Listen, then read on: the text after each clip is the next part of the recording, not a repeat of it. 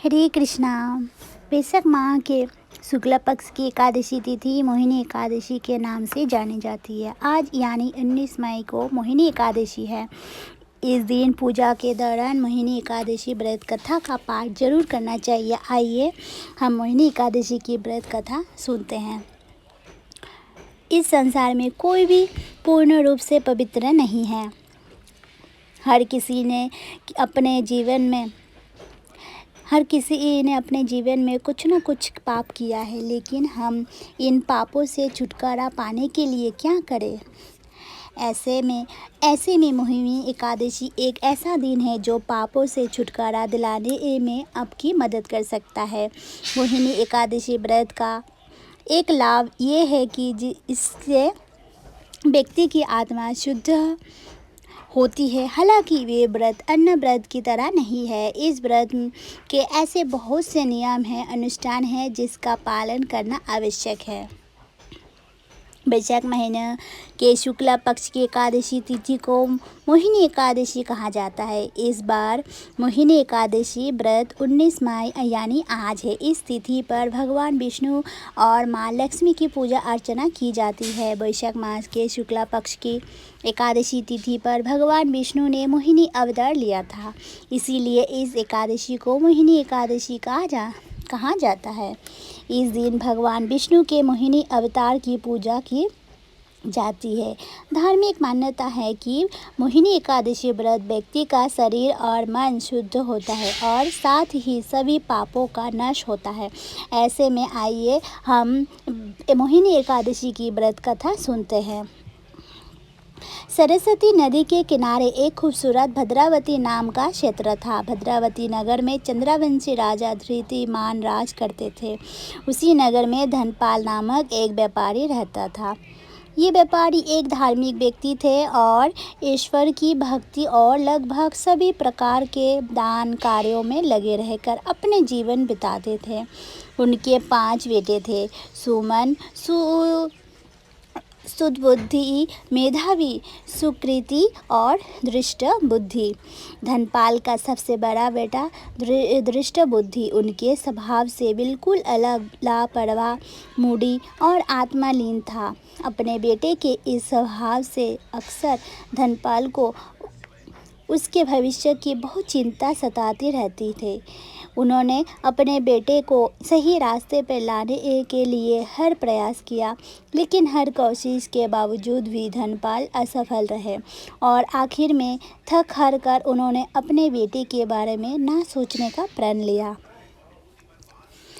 ये पता चलने के बाद भी उनके बेटे दृष्ट बुद्धि पर कोई असर नहीं हुआ। दूसरी ओर वे बदनाम होने के बाद भी चोरी और लूटपाट करने लगा और आए दिन उसकी इन हरकतों की वजह से पूरा गांव परेशान था और गांव वालों ने सोचा उसे गांव से बाहर निकालने का फैसला किया। गांव वालों ने उसे गांव से बाहर कर जंगल में भगा दिया।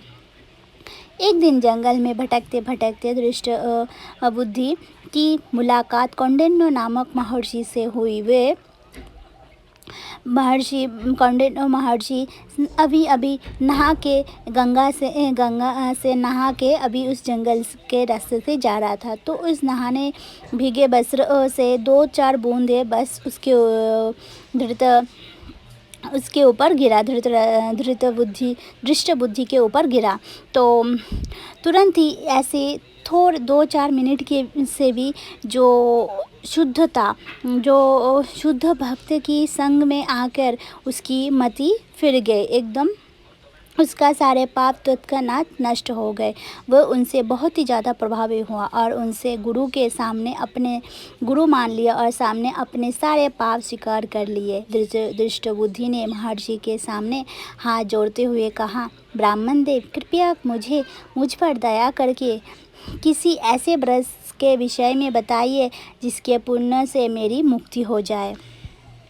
ये सुनकर गुरु ने उसे सलाह दी कि अगर वे अपने सभी ही पापों से छुटकारा पाना चाहते हो तो उसे मोहिनी एकादशी का व्रत जरूर करना चाहिए। अपने पापों को दूर करने और अपने आत्मा को शुद्धि करने के लिए धनपाल के बेटे दृष्टबुद्धि ने महर्षि के कहे अनुसार वे व्रत कथा मोहिनी एकादशी व्रत के प्रभाव से वे पापों से मुक्त होकर अपनी देह त्याग गरुड़ पर आरूढ़ हो श्री हरि का प्रिय बनकर विष्णु लोक को चला गया। हिंदू धर्म ग्रंथ के अनुसार मोहिनी को भगवान विष्णु का एकमात्र ही स्त्री अवतार माना जाता है। समुद्र मंथन के दौरान देवताओं और असुरों के बीच इस बात को लेकर लड़ाई होती थी कि कौन अमृत पिएगा। लड़ाई की बुरी स्थिति को देखते हुए सभी देवता भगवान विष्णु के पास गए और उनसे इस स्थिति को हल करने के लिए मदद मांगी। देवताओं की चिंता सुनकर भगवान विष्णु ने मोहिनी का स्वरूप धारण किया। मोहिनी स्वरूप ने सभी असुरों को अपनी ओर आकर्षित किया और उनका ध्यान अमृत से हटा दिया। जब असुर मोहिनी के प्रति ललायित थे तब मोहिनी ने जाकर असुरों से अमृत ले लिया। ये है मोहिनी एकादशी का महत्व। और मोहिनी एकादशी मनाए जाने के कारण कहा जाता है कि राजा युधिष्ठिर और भगवान राम ने भी ये व्रत किया था।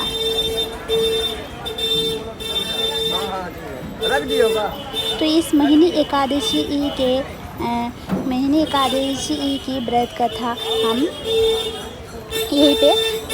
यहीं पे विराम देते हैं। तो इस महीने एकादशी के व्रत कैसे किया जाता है? सुबह सुबह स्नान करने के बाद भगवान विष्णु की पूजा करनी चाहिए। पूजा के दौरान एकादशी व्रत का संकल्प लेना चाहिए। पीले वस्त्र धारण करनी चाहिए क्योंकि प्रभु को पीला रंग बहुत प्रिय है। श्रद्धा अनुसार गरीबों को धन, अनाज और वस्त्र का दान करना चाहिए। भोग में तुलसी के पत्ते को जरूर शामिल करना चाहिए और इस दिन दूध या जल का सेवन कर सकते हैं। एकादशी व्रत में शकरकंद, कट्टू, आटा, साबूदाना, नारियल, काली मिर्च, सेंधा नमक, दूध, बादाम, अदरक, चीनी आदि पदार्थ खाने में शामिल कर सकते हैं। ऐसे में अमृत के कलश से राक्षसों का ध्यान भटकाने के लिए भगवान विष्णु मोहिनी नामक एक सुंदर स्त्री के रूप में प्रकट हुए, जिसके बाद सभी देवताओं ने विष्णु जी की सहायता से अमृत का सेवन किया। इसी दिन वैशाख शुक्ल की एकादशी तिथि थी, इसीलिए इस दिन को मोहिनी एकादशी के रूप में मनाया जाता है।